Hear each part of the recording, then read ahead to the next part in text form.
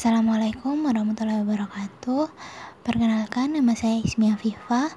Saya merupakan salah satu mahasiswa Universitas Jember dengan jurusan Perencanaan Wilayah dan Kota dengan NIM 1919 1050 1001. Di video kali ini saya akan menjelaskan mengenai peraturan tata ruang yang berubah karena adanya Undang-Undang Omnibus Law Cipta Kerja.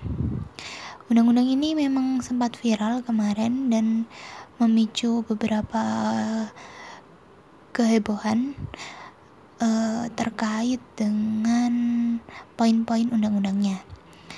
Kemudian untuk terkait tata ruang sendiri, Undang-Undang Omnibus Law Cipta Kerja yang disahkan pada Senin 5 Oktober 2020 merombak sejumlah ketentuan dalam Undang-Undang Nomor 26 Tahun 2007 yang mengenai penataan ruang.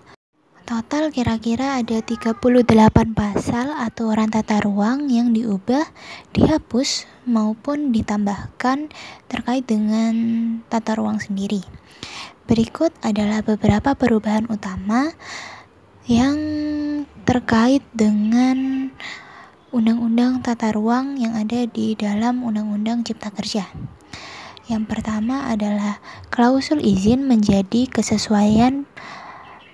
Perubahan drastis terjadi pada pasal 1 ayat 32 dalam Undang-Undang Tata Ruang. Semula ada klausul izin pemanfaatan ruang, namun kemudian diganti menjadi kesesuaian kegiatan.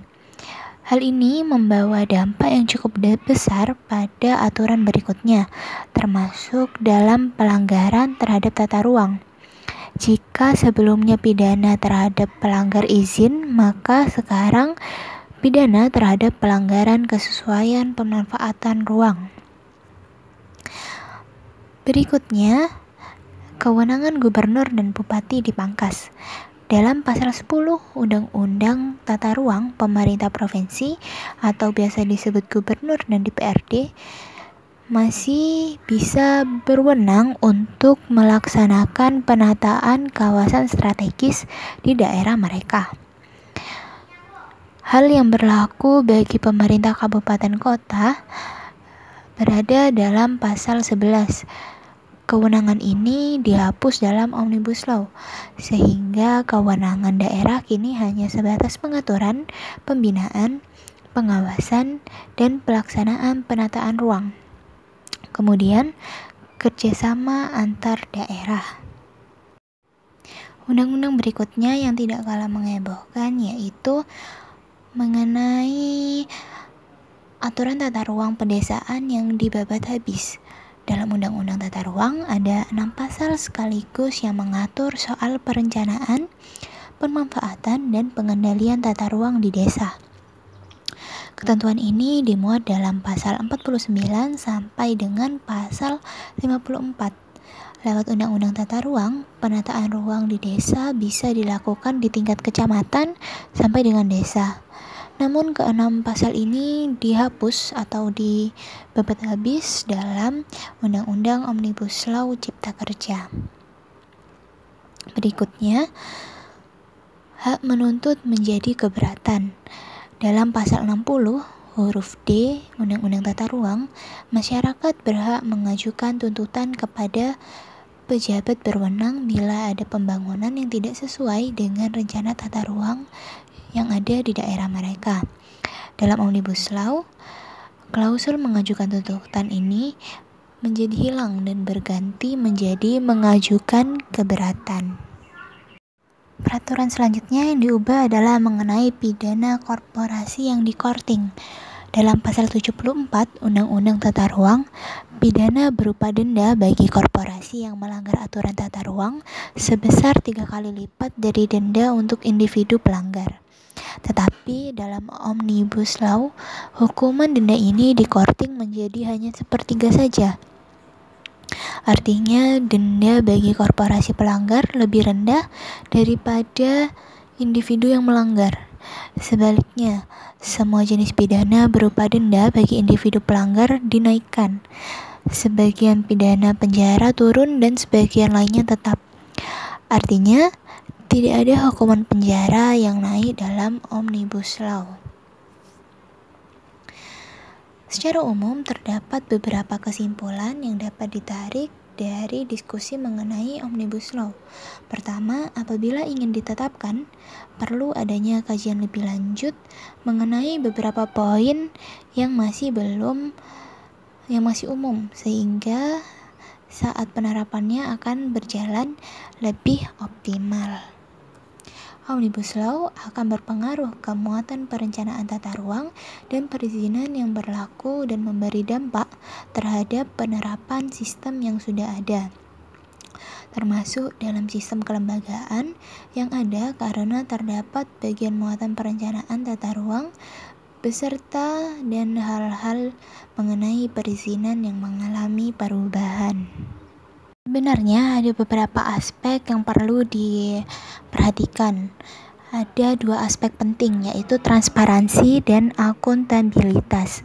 Transparansi menjamin adanya informasi yang seimbang dan mendorong pihak yang berkepentingan untuk berperan serta dalam penetapan, pelaksanaan, dan monitoring kebijakan perizinan. Sedangkan akuntabilitas bertujuan untuk menjamin agar prosedur, aktivitas, dan luaran dari kebijakan pemerintah memenuhi tujuan dan standar yang telah disepakati bersama.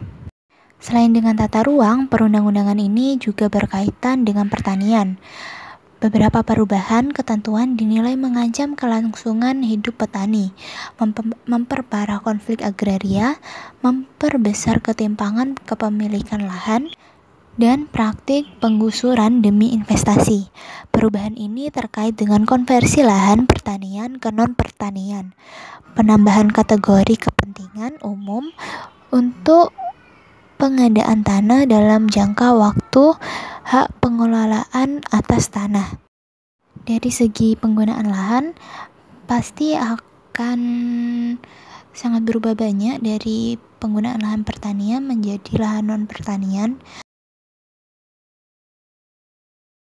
Ketentuan ini bisa dilihat dalam pasal 122 angka 1 Rencana Undang-Undang Cipta Kerja yang menghapus pasal 44 ayat 3 Undang-Undang Nomor 41 Tahun 2009 mengenai perlindungan lahan pertanian pangan berkelanjutan. Dampaknya, hal ini akan membawa perubahan lanskap tanah pertanian dengan durasi yang sangat cepat. Selain itu, kewajiban menyediakan tanah pengganti bagi petani terdampak juga akan terhapus. Selanjutnya adalah kaitannya dengan sektor pangan. Dalam undang-undang yang berlaku saat ini, pemerintah mengutamakan produksi dalam negeri untuk pemenuhan kebutuhan pangan.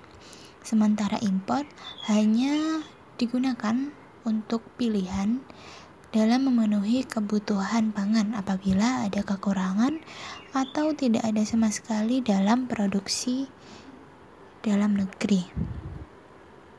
Namun, apa yang terjadi di dalam Undang-Undang Cipta Kerja bertolak belakang dengan apa yang terjadi saat ini. Pada Undang-Undang Cipta Kerja, pemerintah ingin menjadikan impor sebagai salah satu sumber utama penyediaan pangan dalam negeri, selain dari produksi dalam negeri dan cadangan pangan nasional.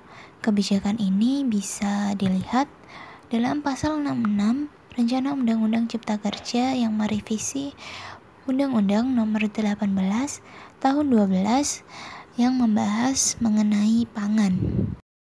Para pengamat menilai bahwa Undang-Undang Omnibus Law berbahaya untuk petani dan sektor pertanian di Indonesia karena akan menyetarakan impor dengan produksi lokal sebagai sumber penyediaan.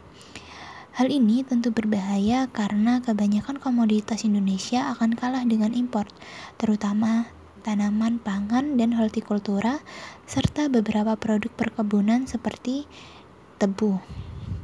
Dengan dibebaskannya impor pangan pangan dan tunduk kepada tekanan WHO dan negara asal importir pangan, maka akan sangat merugikan para petani Indonesia dan akan sangat bertentangan dengan semangat kemandirian pangan yang ada di Indonesia.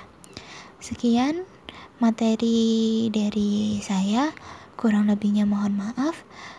Terima kasih. Wassalamualaikum warahmatullahi wabarakatuh.